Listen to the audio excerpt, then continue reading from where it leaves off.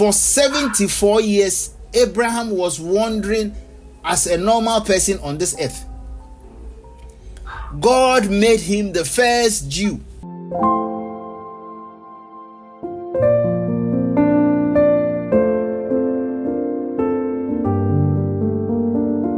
He takes a bone.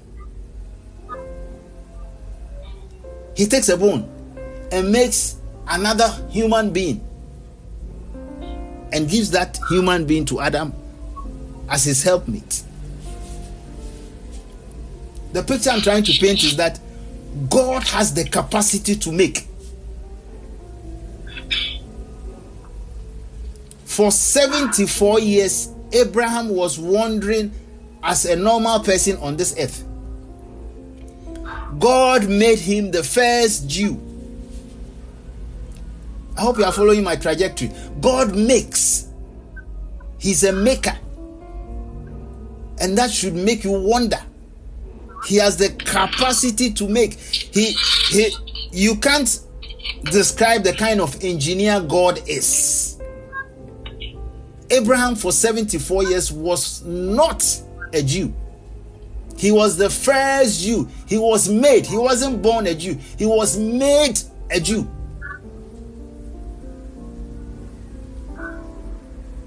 Look at the 6 days of creation. Everything was made out of nothing. Everything was made out of nothing. God speaks and it comes to be. But I want us to look at the making of man and woman. If you have been following the way science is progressing, you will notice that there are a couple of things that are dynamic about a human being. For instance, our fingerprints. As we speak, population census tells us that we have about 8 billion people on this planet. One of the key identification processes is fingerprint. Why? Because God has made it in such a way that every single human being has a unique and an authenticated fingerprint. How is that possible? 8 billion people. There's another one. Iris. Your eye pupil. It says that this technology uses a special camera to scan the unique patterns in a person's iris to verify their identity. Think about it. These two parts of our body can tell somebody, a detective or a bank or your mobile phone, that this is you and nobody else.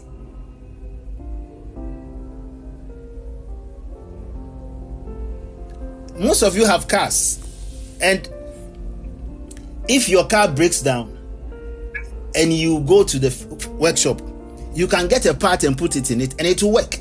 Sometimes you can get another car's part and put it in it. What identified cars? A chassis number.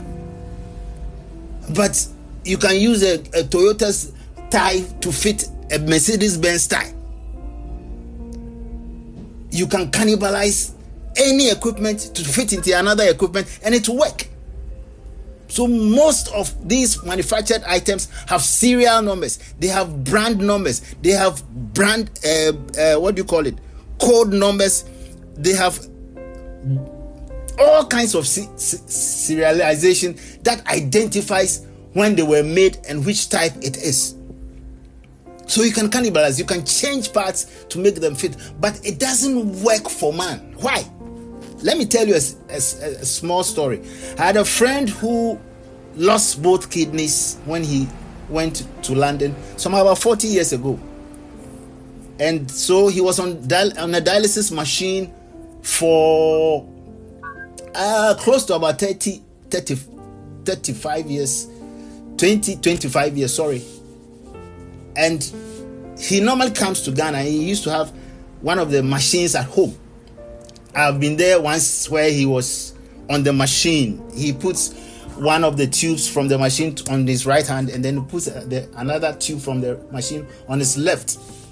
And what the machine basically does is it cleans the blood of the human being who has lost the kidney. So the machine is basically representing the kidney. The size of the machine is like a tabletop fridge, huge. Meanwhile, the work it does is the work of the kidney, and the size of the kidney is like my thumb. So what does he do? He puts chemicals in the machine, puts it on. The machine drags the blood from his left hand into the machine, washes it, and brings it back to the right hand into his body. This process can take 4 to 5 hours. Consistently, that should be done twice. If you wanted to do it very well, 3 times a week.